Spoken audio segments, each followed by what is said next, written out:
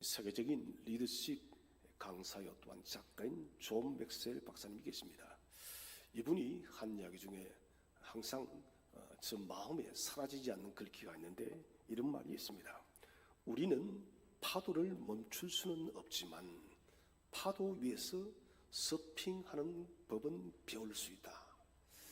파도는 멈출 수는 없지만은 그 파도 위에서 파도를 타는 서핑은 우리가 배울 수 있다는 것이에요. 이 말은 우리 인생의 많은 부분을 생각하게 하는 것 같습니다. 우리 모두는 인생이라는 바다에서 때로는 잔잔한 물길을 지날 때가 있고 때로는 거친 폭풍을 만날 수가 있습니다. 우리는 바다의 잔잔함과 바다의 폭풍을 어떻게 통제할 수가 없습니다. 언제 어느 때의 폭풍우가 찾아오느냐, 이것은 사실 그렇게 중요한 문제가 아닙니다. 그 폭풍우 속에서 존 맥스웰 박사님 말씀처럼 파도 위에서 폭풍우 속에서 서핑을 우리가 배우듯이 그 폭풍을 어떻게 하나님의 지혜와 하나님의 능력으로 이겨나가는 법을 찾느냐, 이것이 중요한 것이에요. 인생에서 가장 어려운 시간을 우리는 한두 번은 겪어보았을 것입니다.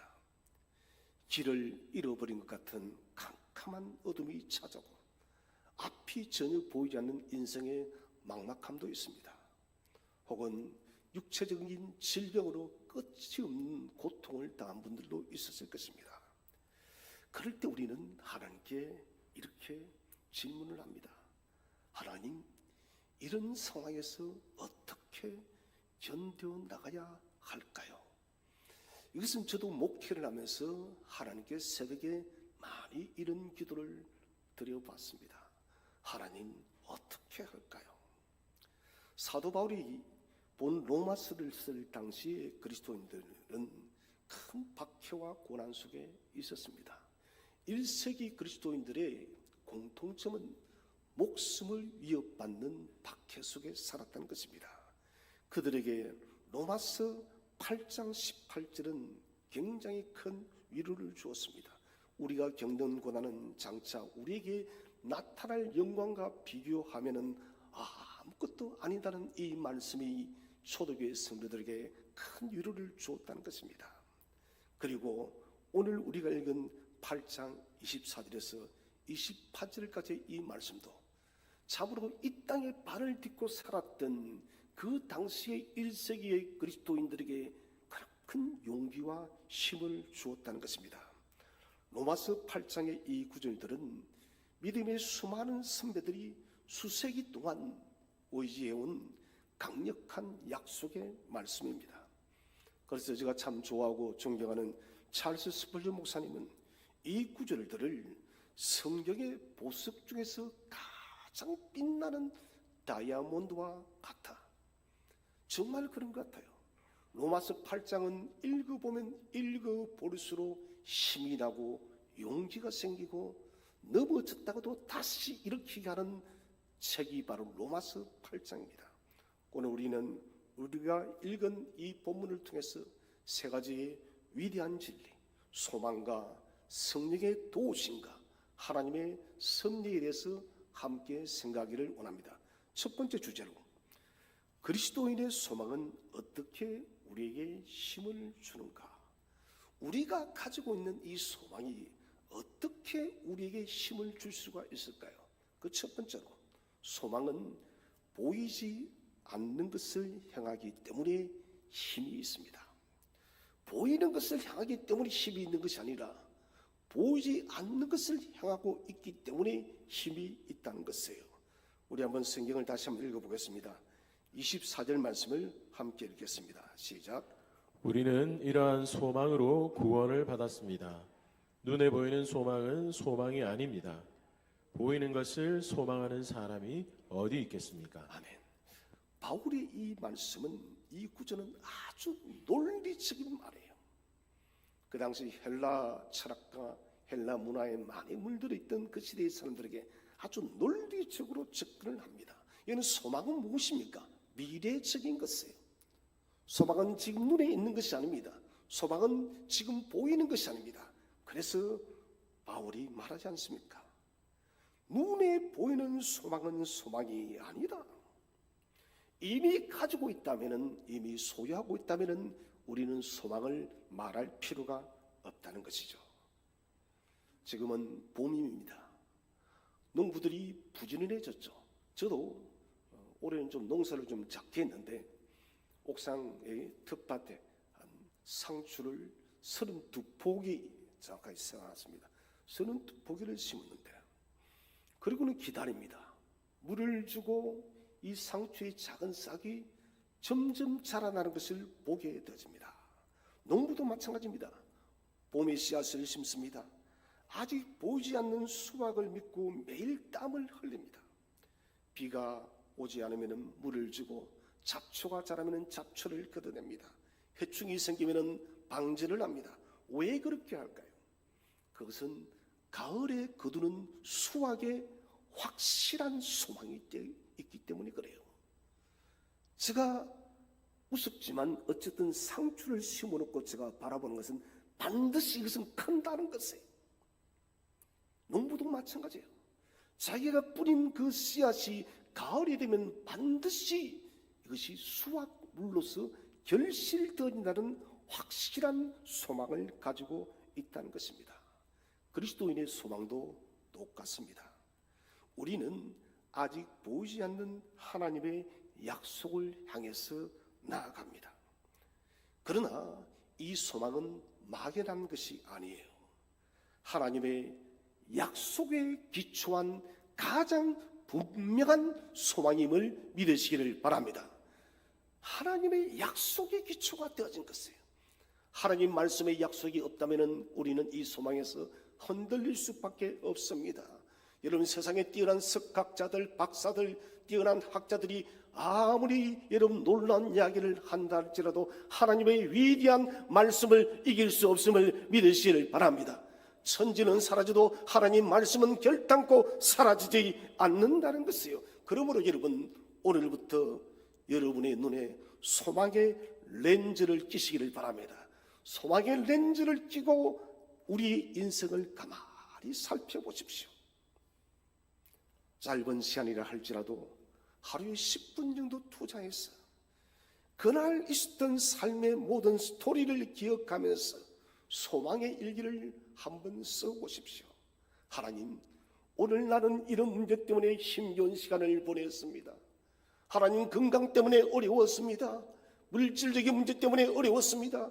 자녀들 문제 때문에 어려웠습니다. 그러나 하나님은 약속의 소망을 따라 나의 모든 필요를 채우시겠다고 약속하셨습니다. 이런 구체적인 소망의 일기를 적어보자는 것이죠.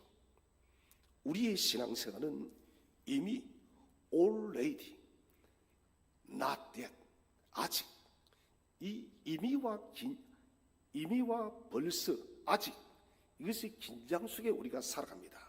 다시 말하면 우리는 이미 구원받았습니다. 그러나 그 구원의 완전한 모습은 아직 우리는 경험하지 못했습니다. 다시 말하면 우리가 부활체로서 영광스러운 모습으로 아직 변함을 받지 않았다는 것이에요. 마치 임신한 여성이 아직 태어나지 않은 아이를 위해 방을 꾸미고 태몽을 짓고 이름을 짓는 것과 똑같습니다. 그 아이가 지금 당장 눈에 보이지 않지만은 10개월이 지나면은 그 아이가 태어날 것을 확신하고 있다는 것입니다. 그 존재와 그 미래는 이미 그녀의 행동에, 임산부의 행동에 많은 큰 영향을 끼치고 있다는 것입니다. 여러분, 마찬가지입니다. 우리가 붙들고 있는 이 소망도 동일함을 믿으시기를 바랍니다. 지금 당장 내 눈에 보이지는 않지만 이 소망이 하나님의 분명한 약속의 계시를 따라서 그대로 성취될 줄로 믿으시기를 바랍니다. 그래서 보이지 않는 것을 바라보는 소망의 렌즈를 끼고 우리는 오늘의 어려움 뒤에 있을 영광스러운 나라를 바라볼 수가 있어야 된다는 것이에요. 두 번째로, 소망은 인내하게 하기 때문에 힘이 있습니다. 자, 8장 25절을 다시 한번 읽어보겠습니다. 8장 25절 시작. 따라서 우리가 아직 보지 못한 것을 소망한다면 우리는 그것을 인내함으로 기다려야 합니다. 자, 우리가 아직 보지 못한 것을 소망한다면 우리는 위대하고 복된 하나님 나라를 아직 완전히 보지는 못했습니다. 불확실하고 여전히 문제 많은 우리 속에 하나님 나라는 보고 있지만은 영원한 하나님 나라는 아직 우리가 목격하지 못했다는 것입니다. 이런 상황이라면은 우리에게 정말 중요한 것이 무엇일까요? 그것은 바로 인내라는 단어입니다. 인내라는 단어는 헬라어로 후포모네라는 말을 씁니다. 이 후포모네라는 말은 단순히 수동적으로 기다리는 것을 말하지를 않아요. 무작정 기다리는 것. 상대방과 일방적으로 약속을 해놓고 그 상대방이 온다는 말도 하지도 않았는데, 아니 어쩌면 나는 못 간다라고 말을 했는데도 일방적으로 기다리는 그런 기다림이 아니다는 것입니다. 후포모네는 적극적으로 견디며 나아가는 것을 후포모네랍니다.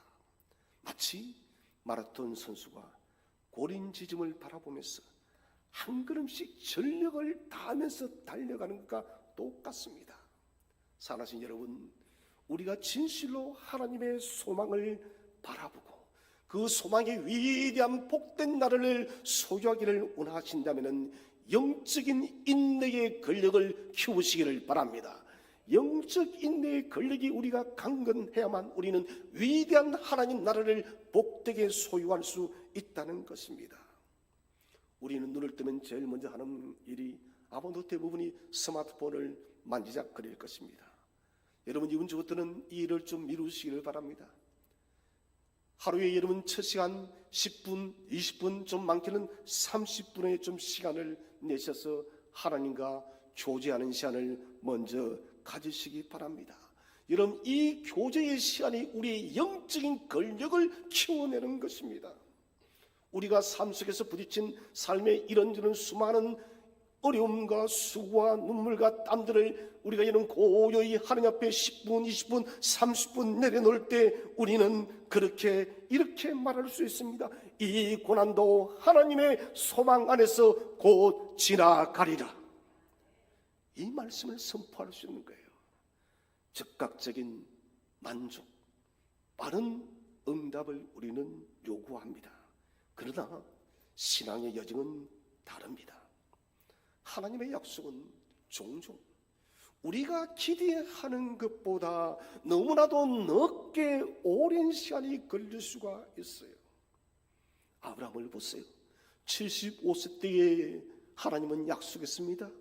내가 너에게 아들을 줄 것이라고. 그러나 하나님은 아브라함에게 아이를 주지 않습니다.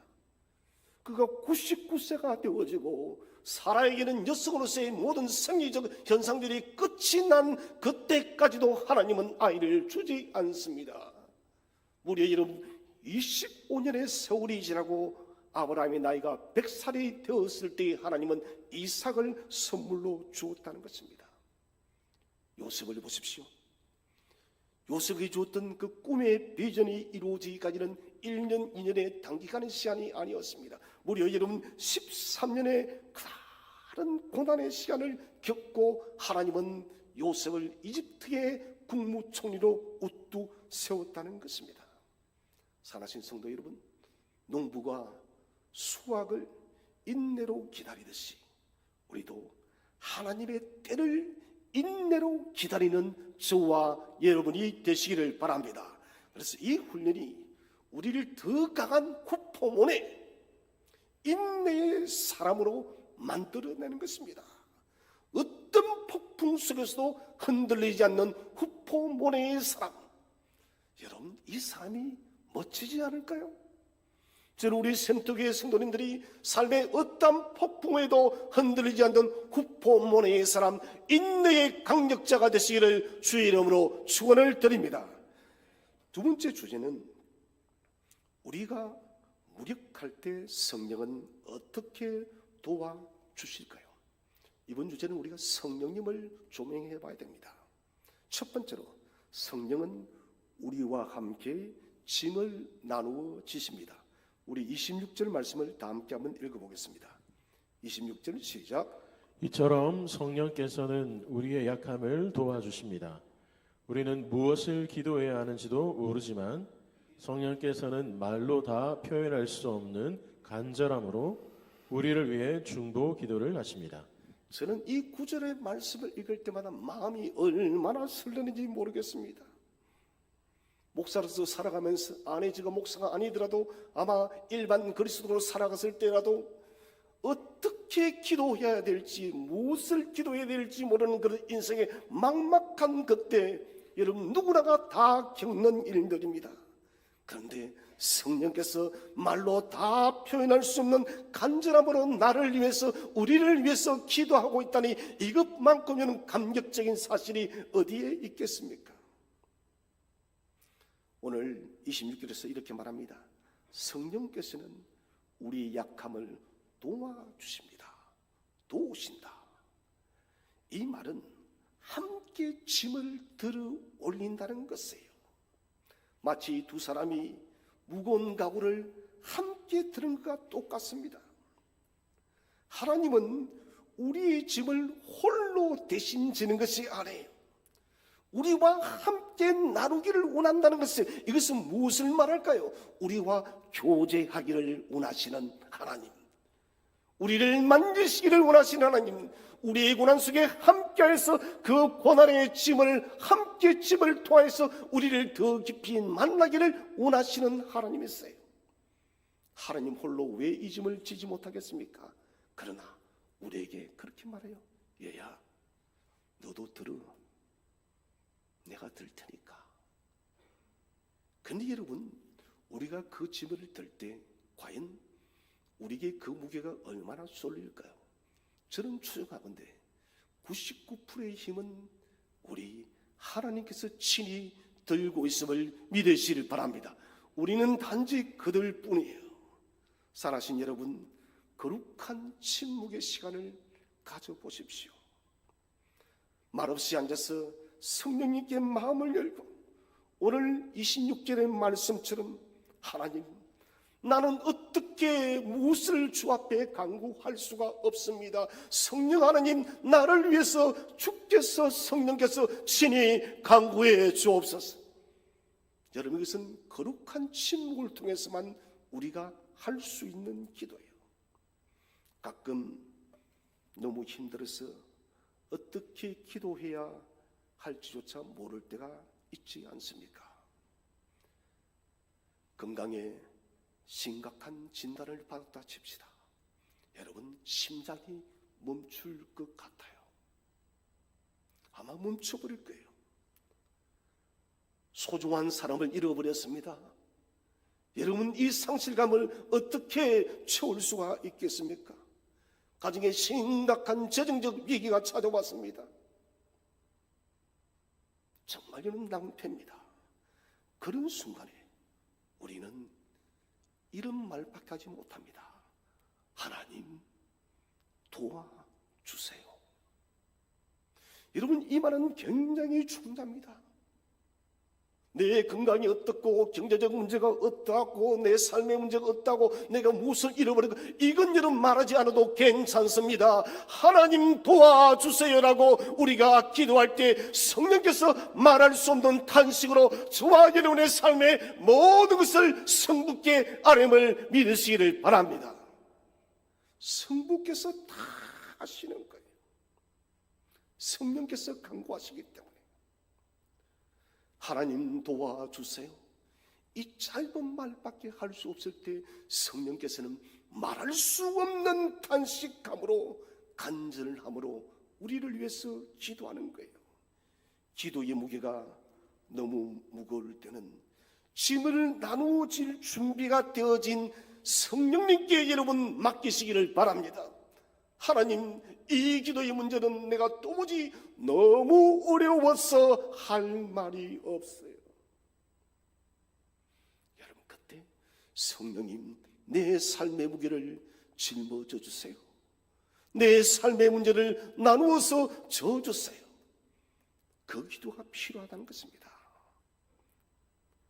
마치 무거운 가구를 혼자 들려다 허리를 다치듯이 삶의 무거운 짐을 혼자 감당하려고 하지 마십시오. 성령의 도우심, 함께 짐을 들어 올려주시는 성령님의 도우심을 늘 간구하시기를 바랍니다. 두 번째로, 성령은 우리의 깊은 속마음을 하나님께 전달하십니다. 우리 27절 말씀을 다 함께 한번 읽어보겠습니다. 시작. 사람의 마음을 꿰뚫어 보시는 하나님께서는 성령의 생각이 무엇인지를 아십니다. 그것은 성령께서 하나님의 뜻에 따라 성도들을 위해 중보 기도를 하시기 때문입니다. 아멘. 성령님은 우리의 필요를 우리보다 더 정확히 아십니다. 나보다 나를 더 잘 아시는 성령님이에요.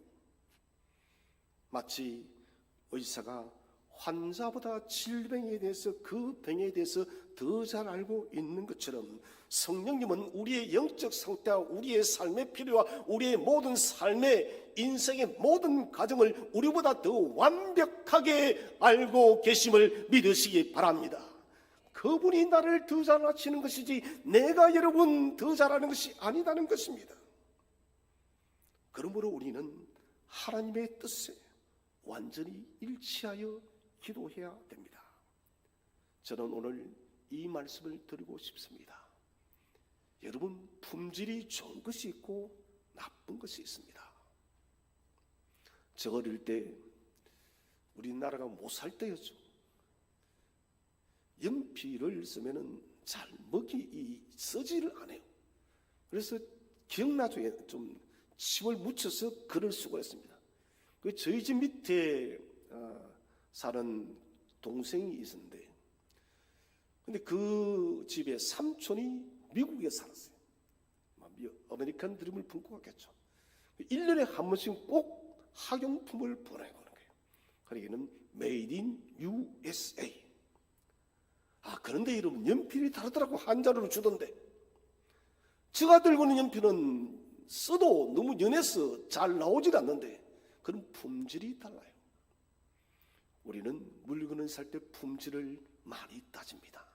저는 오늘 이 말씀을 드리고 싶습니다. 여러분, 기도의 품질을 높이시기를 바랍니다. 기도의 품질이 높아져야 돼요. 그래서 우리는 기도 일지를 적어봐야 됩니다. 우리의 기도의 요청과 하나님의 응답을 기록하게 될 때, 여러분, 기도의 품질이 점점점 품격이 있어집니다. 이것은 여러분, 기도의 일지를 적는 자만이 체험할 수 있는 것입니다. 우리는 종종 현실적인 필요들을 많이 기도합니다. 더 나은 직장, 건강과 또 관계의 개선과 이런 문제에만 많이 집중합니다만은, 여러분, 기도의 품질이 높은 사람은 성령께서 우리에게 원하시는 근본적인 것들을 위해서 기도한다는 것입니다. 그것이 무엇입니까? 예수 그리스도를 닮아가는 것, 하나님과의 깊은 영적 교제, 이것을 위해 기도하게 하는 거예요.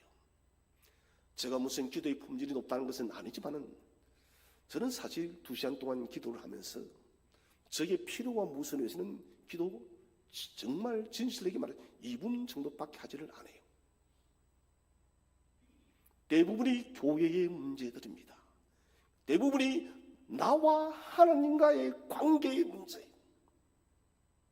어떤 때는 1시간 동안 하나님과 나와의 관계 때문에 씨름을 할 때도 아주 많습니다. 여러분, 이것저것 필요한 것 여러분 중요합니다. 저는 그러나 우리 성도님들이 기도의 품질이 높아져서 주님 당신을 닮아가기를 원합니다. 하나님 당신과의 교제가 깊어지기를 원합니다. 주님을 더욱더 사랑합니다. 이런 품격 있고 품질 높은 기도를 드리는 성도님들이 되시기를 바랍니다. 의사가 환자의 진정한 건강의 필요를 알듯이 성령님이 우리의 영혼의 진정한 필요가 무엇인지를 더 잘 아십니다. 시간이 지나면 우리는 알게 되어집니다. 나는 그때 이것저것이 필요했는데 하나님께서 그때 이것을 기도하라 했더니 이렇게 깊은 하나님의 큰 그림이 있었구나. 나중에 여러분, 우리는 알게 되어집니다. 진정한 필요를 알고 우리를 위해서 중보하신 성령의 뜻을 알게 되어진다는 것입니다. 그리고 단언하죠. 성령께서 기도하는 것은 가장 완벽한 기도임을 믿으시기를 바랍니다. 우리가 혹 기도에 실수를 해도 성령께서 조정하시고 고쳐주셔서 완벽한 기도로 성부께 올려드리는 것이에요. 마지막 세 번째 주제는 하나님은 우리 삶의 모든 상황을 어떻게 사용하시는가, 하나님의 섭리에서 함께 생각을 하려고 합니다. 첫 번째로 하나님은 모든 것을 합력하여 선을 이루시는 분이십니다. 로마서 8장 28절 너무나도 유명한 말씀이죠. 함께 한번 읽어보겠습니다. 시작. 우리는 하나님께서 모든 일을 하나님을 사랑하는 사람, 즉 하나님의 목적을 위해 부름을 입은 사람들의 선을 위하여 하신다는 것을 알고 있습니다. 아멘. 이 말씀은 우리가 아무리 읽어봐도 지겹지를 않아요. 이 말씀은 읽으면 읽을수록 은혜가 되어지고 우리의 마음속에 용기와 힘을 준다는 것입니다. 하나님의 목적을 위해 부름받은 사람들의 선을 위해서 지금도 싸우고 계시는 전능하신 하나님, 성령 하나님, 이분이 저와 여러분의 편인이 얼마나 힘이 생겨나요. 여러분 모자이크 작품을 본 적이 다 있으실 것입니다.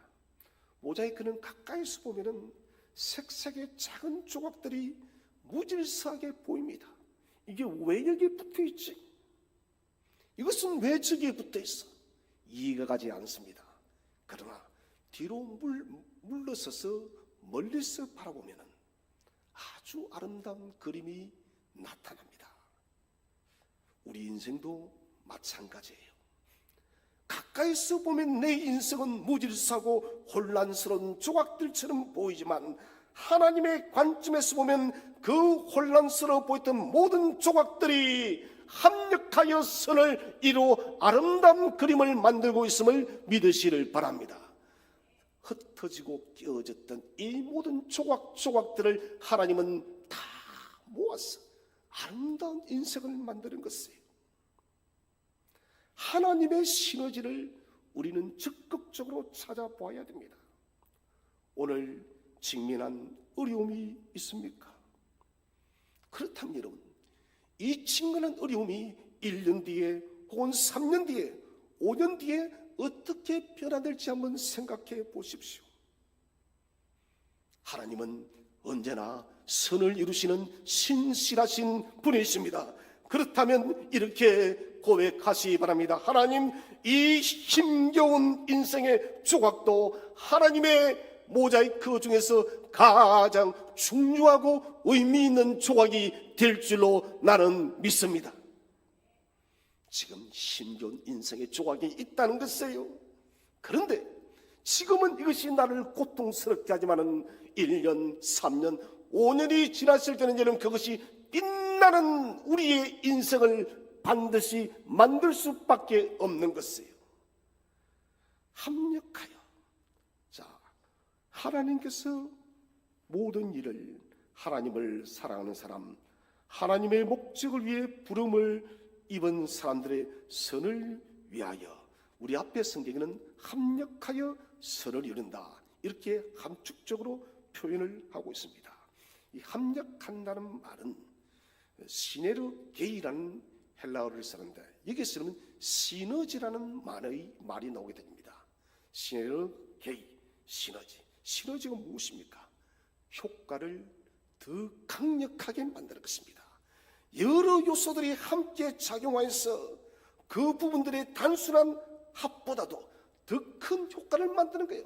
지난주 말씀드린 대로 1 더하기 1은 2가 아니라 1 더하기 1은 100의 시너지가 하나님의 능력 안에서 만들어질 줄로 믿으시길 바랍니다. 그래서 우리는 기도하시기 바랍니다. 하나님, 오늘의 이 환난, 오늘의 이 어려움, 오늘의 이 수고를 통하여 나의 시너지를 만드시는 하나님, 합력하여 시너지를 만드시는 하나님, 그 시너지가 나타나기까지 나는 인내하겠습니다. 그런 인내심이 우리에게 필요한 거예요. 요셉의 이야기는 이 원리를 잘 보여주고 있습니다. 그런 형제들의 시기 때문에 노예로 팔려갔습니다. 억울한 감옥살이까지 했습니다. 그런데 우리가 알다시피 전국적으로 모든 것이 합력하여서 그가 이집트의 국무총리가 되어지지 않습니까? 그리고 야곱의 식구들을 모두 건져내고 이집트의 산들을 건져냅니다.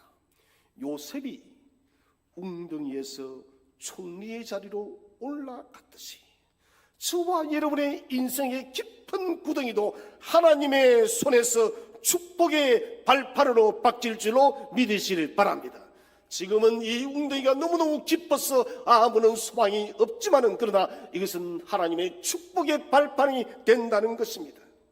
하나님은 탁월한 장인처럼 우리의 삶의 모든 조각을 모아서 위대한 글작을 만들어 가고 계십니다. 이 일은 우리가 주님 나라 가는 그날까지 변함이 없음을 확신하시기를 바랍니다. 두 번째로, 하나님은 우리를 그리스도의 형상을 닮게 하십니다. 우리 28절을 보시면은 선이 무엇인가 이 질문을 하고 있습니다. 합력하여 선을 이룬다니까 모든 것이 다 조율되어서 선을 이룬다니 많은 분들이 물질의 축복, 건강의 축복, 장수의 축복, 여름 물론 그런 것들도 있겠지만 이것이 본질적인 문제가 아니. 그 답이 뭐냐? 로마서 8장 29절에 있습니다. 우리 8장 29절을 다 함께 한번 읽어보겠습니다. 시작. 하나님께서는 전부터 아셨던 사람들을 그분의 아들과 동일한 형상을 갖도록 미리 정하시고 하나님의 아들을 많은 형제들 중에서 맏아들이 되게 하셨습니다. 자, 여기 보면 하나님이 원하시는 궁극적인 선이 무엇인지 성경에 나오고 있습니다. 뭐냐? 그분의 아들과 동일한 형상을 갖도록. 이것이 하나님의 궁극적인 선이에요. 저는 마음의 소원이 있다면 불가능하지만 이 땅에서 예수님과 똑같이 변모될 수 있다면 얼마나 좋을까? 여러분, 예수님처럼 변모되어지는 것은 우리 이 땅의 모든 그리스도인이 꿈꾸는 소망입니다. 오늘 우리 하나님께서 저와 여러분을 위해서 궁극적인 선을 이루는 그 목적이 뭐냐? 예수님처럼 우리를 만들어 갈 줄로 믿으시를 바랍니다. 그래서 우리는 우리의 삶이 의미가 있다는 것이에요. 예수님처럼 만들어져서 예수님과 동일한 존재가 되기 때문에 우리의 삶은 목적이 있고 가치가 있다는 것입니다. 마치 대리석을 깎아내어 아름다운 조각품을 만드는 것처럼 하나님은 우리의 삶의 수많은 어려움과 문제들을 통해서 우리 안에 있는 불필요한 부분들을 제거하고 있습니다. 그리고 저와 여러분을 매일마다 예수 그리스도를 닮아가는 성숙한 그리스도인으로 만들고 있음을 믿으시를 바랍니다. 그리스도의 형상을 닮아가는 것을 우리의 목표로 삼아야 됩니다. 예수님의 성품 중 우리에게 가장 도전이 되는 것이 무엇입니까? 여러분, 그런 하나님 예수님의 성품을 택하시기 바랍니다. 나는 그분의 겸손을 본받고 싶어.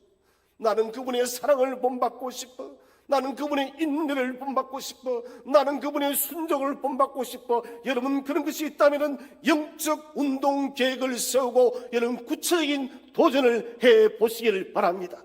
우리가 여러분 그런 도전을 해나갈 때 우리의 삶이 하나 둘 바뀌어 변화되어져 갈 것입니다. 매일의 상황에서 이 도전이 어떻게 나를 그리스도처럼 만들 수 있을까 질문하면서 어려움을 성장의 징검다리로 활용하는 저와 여러분이 되시기를 바랍니다. 왜 하필 내게 하나님께서 이런 어려움을 주었나? 이게 아니라는 것입니다.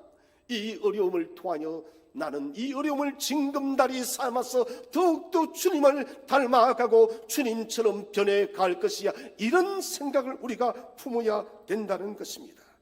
이렇게 한다면 삶의 어려움도 우리는 그리스도의 위대한 모습으로 변화되어져 갈 것입니다.